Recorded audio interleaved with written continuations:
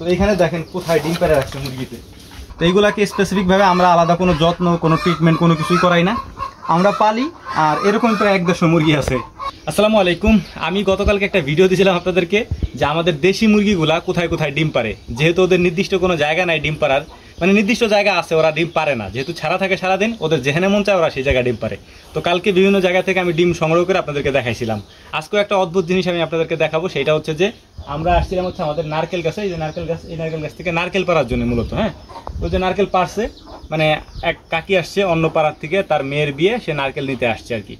তো এই নারকেলগুলো তারা পাইরে দেওয়া হচ্ছে আর কি। ওই যে নারকেল পাড়তেছে, গাছে লোক আছে নারকেল গাছে। কিন্তু এই নারকেল পাড়ার সময় একটা জিনিস আমাদের চোখে পড়ছে, বিশেষ করে মা আসছিল মনে হয় এখানে। তো হচ্ছে যে এই টিনগুলা, বিশেষ করে যেখানে টিনগুলা রাখা না, মানে আমরা আমাদের এই পাশটা হচ্ছে ময়লা আবর্জনা আমরা রাখি আর কি। মানে যেসব জিনিস আমাদের কাজে লাগে না সেগুলো আমরা এখানে ফেলাই রাখি। তো এইখানে দেখেন কোথায় ডিম পেড়ে রাখছে মুরগিতে। ওই যে গাছে আছে যদিও, এই ফেলাইস না। এই টিনগুলা হচ্ছে আমাদের ওই যে খামারের কাজ করছিলাম যখন বেঁচে ছিল যে টিনগুলা, ওই টিনগুলো আমরা এখানে ফেলাই রাখছি। এই দেখেন কোথায় ডিম পেড়ে রাখছে। এর ভিতরে কেমনে ঢুকছে আর কেমনে যে এখানে ডিম পারছে আল্লাহ পাক ভালো জানে।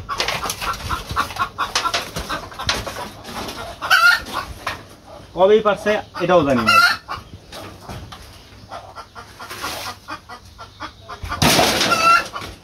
কয়টা আছে ডিম? দেখেন ডিমগুলো কি ভালো না আছে? ভালো ডিম। 1 2 3 4 5 6 7 8 9 11 3 হালি ডিম এখানে। যাই হোক, তো এরকম হচ্ছে আরো কত জায়গায় যে ডিম পেড়ে রাখছে, আসলে এটার খোঁজ খবর জানা নেই আর কি। তো যাই হোক, ডিম তো পাইছি, ডিম নিয়ে যাচ্ছি। কিন্তু আপনাদেরকে একটা জিনিস বলে যাই, সেটা হচ্ছে আমাদের ওই ভিডিওতে অনেকে কমেন্ট করছিলেন যে ভাই আপনারা এই মুরগিরে মানে কি ওষুধ খাওয়ান বা কি খাবার দেন বা কিভাবে পালেন। এই জিনিসগুলো যদিও আমি আগে অনেকবার বলছি, কিন্তু পেজের ফলোয়ার বা ইউটিউবের চ্যানেলের ফলোয়ার বেড়ে যাওয়ার কারণে অনেকে হয়তো বিষয় জানেন না। তো আমি আবারও বলতেছি আপনাদেরকে, তো আমাদের এই দেশি মুরগিগুলো পালন করার ক্ষেত্রে আমাদের কোনো চিকিৎসা খরচ নাই, কারণ আমরা এর পিছনে কোনো খরচ টরচ কিছুই করি না। আমাদের যে গম হয় এই গমই আমরা খাইতে দিই, ধান হয় ধান খাইতে দিই, কিন্তু বাড়তি কোনো খাবারও আমরা দিই না, বাড়তি কোনো চিকিৎসা আমরা দিই না। যদি কোনো মুরগি কখনো অসুস্থ হয়ে পড়ে বা দেখি যে একটু অবস্থা খারাপ, তো ওইটারে আমরা জবদে খাই ফেলি আর কি। ঠিক আছে, তো এই হচ্ছে ব্যাপার, আমরা কোনো চিকিৎসা খরচ নাই। এইগুলো হচ্ছে এমনিই হচ্ছে মানে এখানে থাকে, মানে এই যে ঘরে থাকে, এবং এইখান থেকে হচ্ছে ওরা বাচ্চা ফুটায়। আমি দেখাই আপনাদেরকে, আসো ঠিক আছে। এই যে মুরগি যেমন একটা বসা আছে, ধরেন এখান থেকে উঠে গেল, এই মুরগিগুলো এখানেই ডিম পারবে, আবার এখান থেকে বাচ্চা ফুটায় আর কি। হ্যাঁ, আমি আরো দেখাই আপনাদেরকে। ওই যে একটা বের হয়ে গেছে, এই যে একটা বের হয়ে গেছে, এই যে একটা এখান থেকে বের হয়ে গেছে। এই এখান থেকে কিন্তু আমি গতকালকে ডিম নিয়ে গেছি। হ্যাঁ, গতকালকে আপনাদেরকে দেখাইছি, এখান থেকে আমি প্রায় 20টার মতো ডিম এখান থেকে আমি উঠাইছি। নিচে করো আরো একবারে।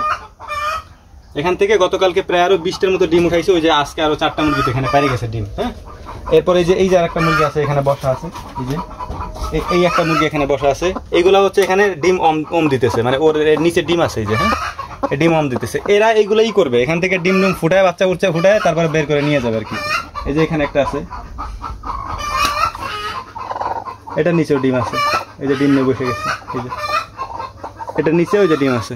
তো প্রত্যেকটা মুরগির নিচে হচ্ছে ডিম আছে। তো এইগুলাকে স্পেসিফিকভাবে আমরা আলাদা কোনো যত্ন, কোনো ট্রিটমেন্ট, কোনো কিছুই করাই না, আমরা পালি। আর এরকম প্রায় 1-150 মুরগি আছে। তো ডিম এবং মাংস যতটুকু আমাদের লাগে আর কি, বিশেষ করে এর থেকে আমাদের হয়ে যায় ইনশাআল্লাহ।